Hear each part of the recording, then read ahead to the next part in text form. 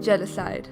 The world's history has been tainted by many instances of violence targeted at specific groups of people due to either their ethnicity or beliefs. The Rwandan genocide targeted the Tutsis because of their ethnicity. During the European settlements in Rwanda, the colonists needed an identifier to separate the populations of Rwanda.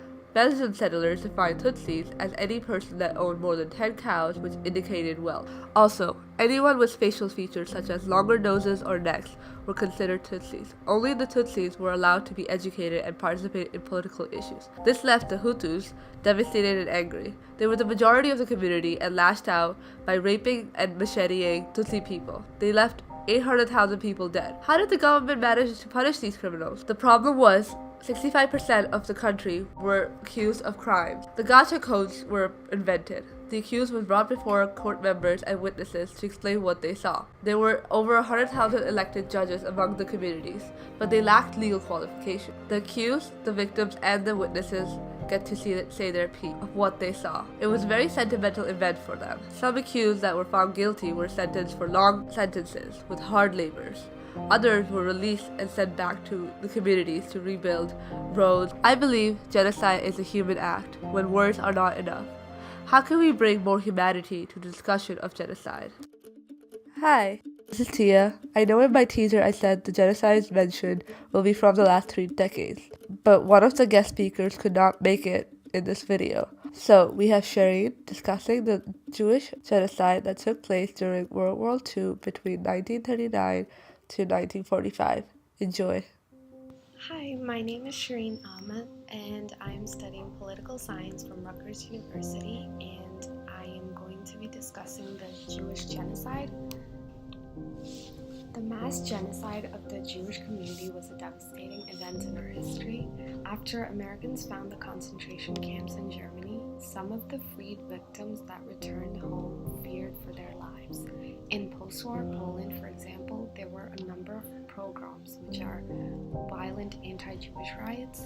After years of struggling to find a home and settle down, the American Jewish Joint Distribution Committee provided Holocaust survivors with food and clothing, while the Organization for Rehabilitation through Training offered vocational training. Refugees also formed their own organizations, and many labored for the establishment of an independent Jewish state in Palestine. In 1948, the U.S. Congress passed the Displaced Persons Act. The act provided approximately 400,000 U.S. immigration visas for displaced persons between January 1st, 1949 and December 31st, 1952.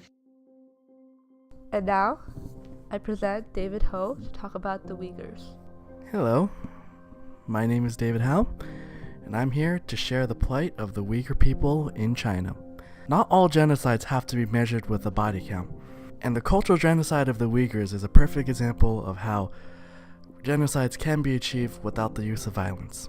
Uyghurs are ethnically Turkish Muslims living in Xinjiang province in China, and are currently facing an erasure of their culture. In recent years, Chinese government officials have been sent to live with Uyghur families.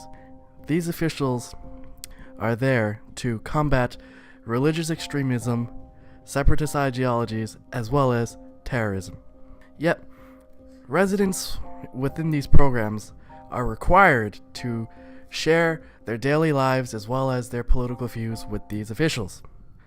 This extreme form of supervision allows the Chinese government to control the beliefs of the Uyghur people and thus enforcing Chinese control.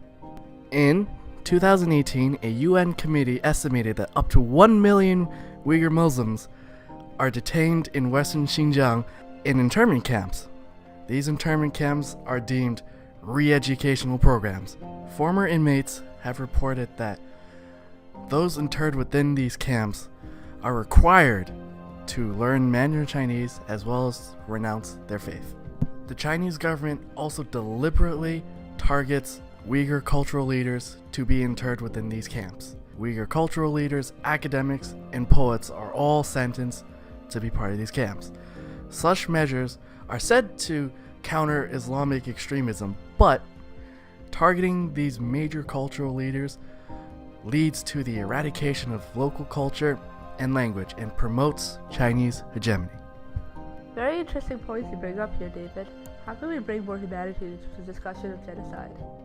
Well, I would say the international community will have to start criticizing China for their actions and hold them accountable in order to end this modern day genocide.